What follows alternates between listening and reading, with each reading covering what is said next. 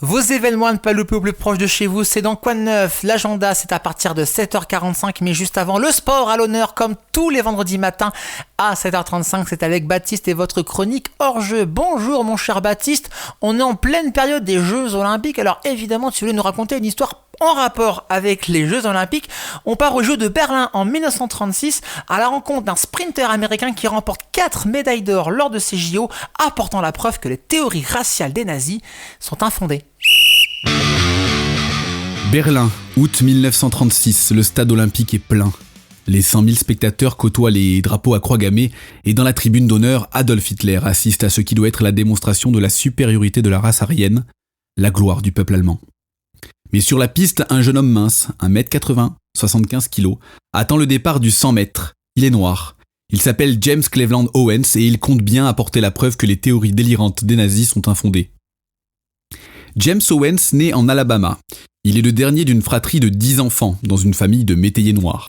Comme des millions d'Afro-Américains du Sud, les Owens vivent sous le régime de la ségrégation raciale marquée par la pauvreté, l'absence de droits civiques et des perspectives limitées. En 1922, la famille Owens rejoint Cleveland dans l'Ohio. Jesse a 9 ans.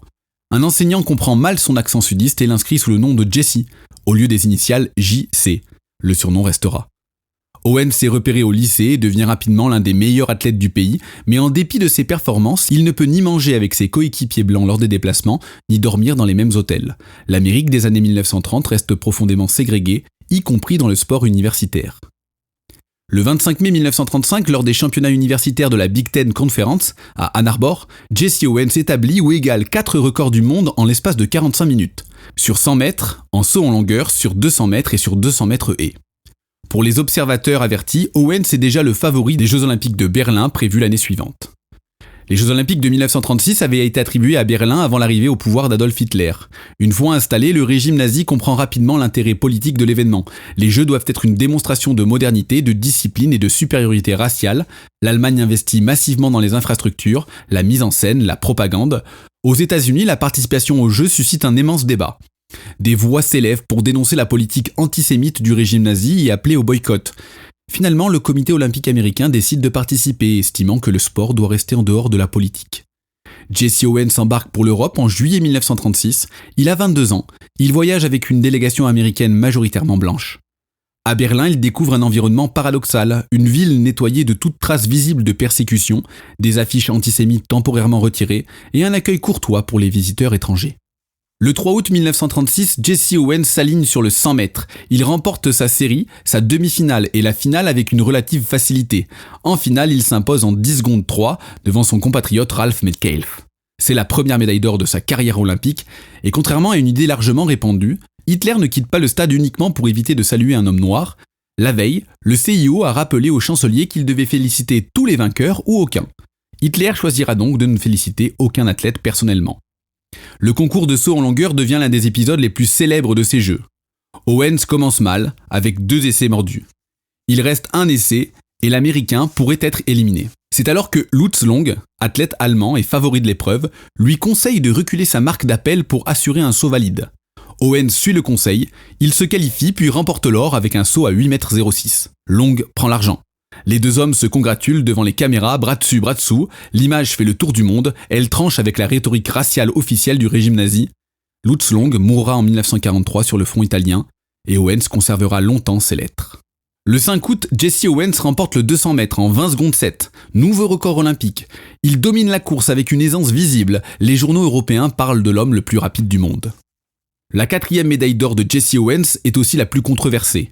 Initialement, 2 sprinteurs américains juifs, Marty Glickman et Sam Stoller, devaient participer au relais. Quelques heures avant le début de la course, ils sont remplacés par Owens et Metcalfe.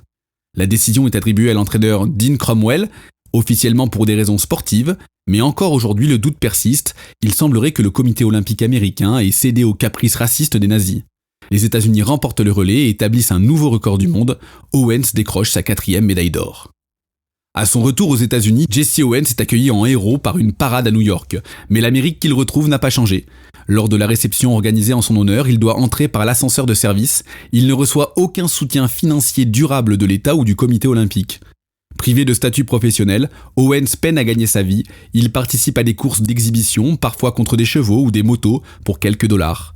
Il ouvre une station-service qui fait faillite. Il connaît des périodes de chômage, des difficultés financières. Ce n'est qu'à partir des années 1960 que Jesse Owens commence à être reconnu comme une figure majeure de l'histoire sportive et sociale américaine. Il est invité pour parler dans les écoles, les universités, les entreprises. Il devient un symbole de persévérance plus que de contestation. Contrairement à d'autres athlètes noirs plus politisés, Owens adopte un ton mesuré. Il ne participe pas aux mouvements radicaux des années 1960, et cette position lui vaudra parfois des critiques, notamment de la part de la jeune génération afro-américaine.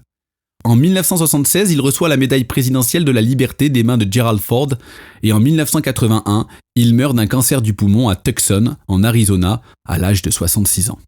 Jesse Owens reste associé à l'image d'un homme qui a défié le nazisme par la performance. La réalité est beaucoup plus nuancée. Owens n'a jamais prétendu être un militant politique à Berlin. Il a couru pour gagner, pour exister, pour vivre. Son exploit n'a pas mis fin au racisme, ni en Allemagne, ni aux États-Unis d'ailleurs. Mais ces 4 médailles d'or ont fissuré un discours. Elles ont montré sous les yeux du monde que l'idéologie de la supériorité raciale ne résiste pas aux faits. À ce titre, Jesse Owens n'est pas seulement un champion olympique, il est un témoin de son siècle.